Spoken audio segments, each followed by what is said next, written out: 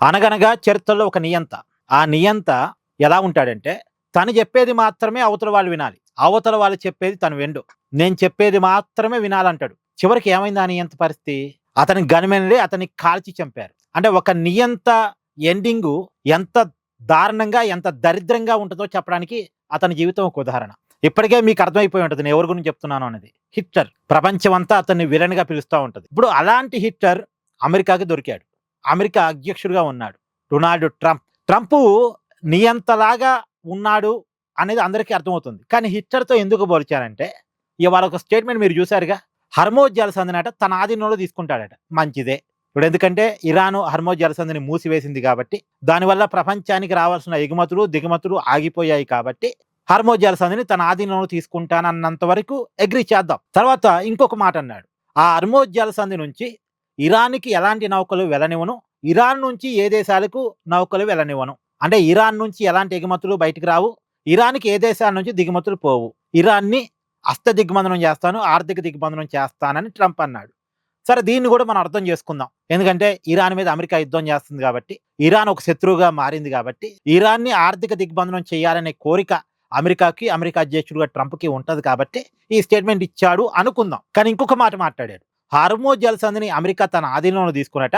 ఆ జలసంధి ద్వారా జరిగే ఎగుమతులు, దిగుమతుల విషయంలో 20% ట్యాక్స్‌లు విధిస్తదట. అంటే ఆ జలసంధి నుంచి మన దేశానికి ఒక నౌక వస్తుందనుకోండి. ఆ నౌకలో ఒక 100 కోట్ల సరుకు ఉందనుకోండి. 20 కోట్లు ట్రంప్‌కి గట్టి రావాలి. అమెరికాకి కట్టి రావాలి. ఇది ట్రంప్ ట్యాక్స్. హార్మోజ్ జలసంధి నుంచి జరిగే ఎగుమతులు, దిగుమతుల విషయంలో 20% ట్యాక్స్ వసూలు చేస్తాడట. ఇప్పుడు మనం గల్ఫ్ నుంచి పెద్ద ఎత్తున ఆయిల్‌ని అండ్ గ్యాస్‌ని దిగుమతి చేసుకుంటా ఉంటాం.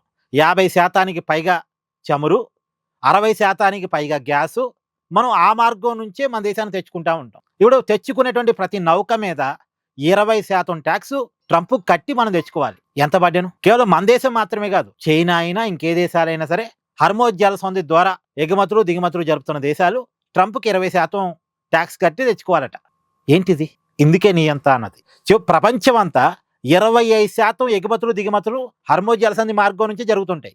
ఇప్పుడు ప్రపంచం అంతా ట్రంప్‌కు ట్యాక్స్ కట్టాలి. ఇప్పుడు ఇది ఒక పెద్ద నిర్ణయం కదా!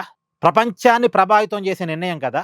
మరి ఈ నిర్ణయం విషయంలో అమెరికా మిత్ర దేశాలతో అమెరికా చర్చలు జరిపిందా? ఇగో నేను ఇలా చేద్దాం అనుకుంటున్నాను. హర్మోజ్ జలసంధిని నా ఆధీనంలో తీసుకుంటాను. అక్కడ ట్యాక్స్ వసూలు చేస్తాను. మీ ఒపీనియన్ ఏంటి అనేది అమెరికా మిత్ర దేశాలను అమెరికా అడిగిందా? ట్రంప్ అడిగాడా? పైగా ఎక్కువగా ఆధారపడే దేశాలు, హర్మోజ్ జలసంధి మీద ఎక్కువగా ఆధారపడే దేశాలు మన దేశం, చైనా ఇలాంటి దేశాలతో సంప్రదింపులు చేశాడా? అంటే అతని ట్యాక్స్ వేయటం అనేది అతను ఒక్కడి ఇష్టం కాదు కదా! కట్టేవాడి అభిప్రాయం అవసరం లేదా? గుడ్డిగా కట్టాల్సిందేనా? ఇది ట్రంప్ ఆదేశమా? అంటే ట్రంప్‌కి బానిసగా ప్రపంచం అంతా ఉండాలా? అసలు ఉంటారా? ప్రపంచం అంతా తిరగబడితే అమెరికా పరిస్థితి ఏంది? చివరికి నేను అనుకోవటం ఈ చర్చను అమెరికాలో కూడా పెట్టలేదు. 20% ట్యాక్స్ వేస్తాననేటువంటి చర్చని కనీసం అమెరికాలో కూడా పెట్టలేదు. అమెరికా కాంగ్రెస్‌లో కూడా ఈ చర్చ పెట్టలేదు ట్రంప్. వన్ సైడ్‌గా తీసుకున్న నిర్ణయం. అందుకని హిట్లర్‌తో నేను ట్రంప్‌ని పోల్చాను. వన్ సైడ్‌గా తీసుకున్న నిర్ణయం. ఇప్పుడు ఈ నిర్ణయాన్ని ప్రపంచం అంతా ఎందుకు పాటించాలి? ప్రపంచం అంతా ట్రంప్‌కి బానిస కాదు కదా! రేపొద్దున ఈ ప్రపంచంలో అన్ని దేశాలు సమావేశమై అమెరికాకు వ్యతిరేకంగా, ట్రంప్‌కి వ్యతిరేకంగా ఒక నిర్ణయాలు తీసుకున్నాయనుకోండి. అమెరికాకి ప్రపంచంలో ఏ దేశం నుంచి ఎలాంటి ఎగుమతులు పోవద్దు, అమెరికా నుంచి ఎలాంటి వస్తువులు దిగుమతి చేసుకోవద్దు అని ప్రపంచం అంతా ఒక నిర్ణయానికి వచ్చిందనుకోండి. అమెరికా పరిస్థితి ఏంది? ట్రంప్ పరిస్థితి ఏంది? ఒకసారి ఆలోచించండి. మీకు ఎగ్జాంపుల్ చెప్తానండి. గతంలో నాటో ఏర్పడింది.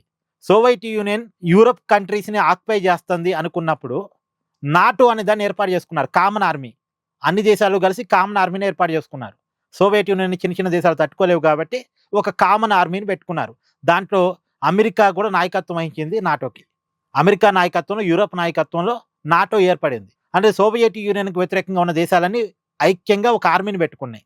రేపు అలాగే అమెరికాకు వ్యతిరేకంగా ఒక కామన్ యూనియన్ పెట్టుకుంటాయి. ఈసారి ఆర్మీ కాదు, యూనియన్ పెట్టుకుంటాయి. యూనియన్ పెట్టుకొని ఒక కామన్ నిర్ణయం ఏందంటే అమెరికాకి మన దేశాల నుంచి ఎలాంటి ఎగుమతులు వెళ్ళొద్దు, అమెరికా నుంచి ఎలాంటి దిగుమతులు తీసుకోవద్దు అని ఒక నిర్ణయం అన్ని దేశాలు కలిసి తీసుకున్నాయి అనుకోండి. ఏం చేస్తాడు ట్రంప్? ఏం చేయగలడు ట్రంప్? ఒక్క ఇరాన్ మీద యుద్ధం చేయడానికే నెలలు పట్టింది. మొత్తం ప్రపంచాన్ని ఓడిస్తాడా? మొత్తం ప్రపంచం మీద యుద్ధం చేయగలుగుతాడా?